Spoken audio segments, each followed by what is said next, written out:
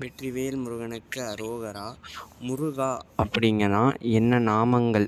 எதனால் அது நாமங்கள்னு சொல்கிறாங்கன்னா, மூங்கிறது முகுந்தன், ரூங்கிறது ருத்ரன், காங்கிறது பிரம்மர். அப்போ முருகான்னு சொன்னீங்கன்னா முப்பெரும் கடவுளையும் அவர்கள் தேவிகளையும் நம்ம வணங்கின மாதிரி.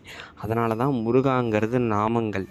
விழிக்கு துணை திருமென்மலர் பாதங்கள், மெய்மை குன்றா மொழிக்கு துணை முருகா எனும் நாமங்கள் முன்பு செய்த வழிக்கு துணை அவன் பன்னிரு தோளும் பயந்த தனி வழிக்கு துணை வடிவேலும் செங்கோடன் மயூரமே.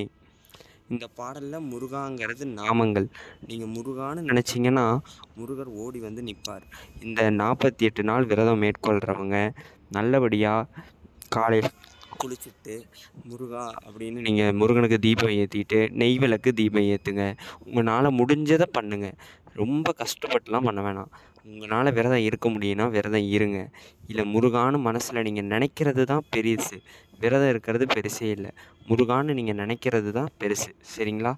ஏதோ ஒரு டவுட் இருந்தால் இதில் கமெண்ட்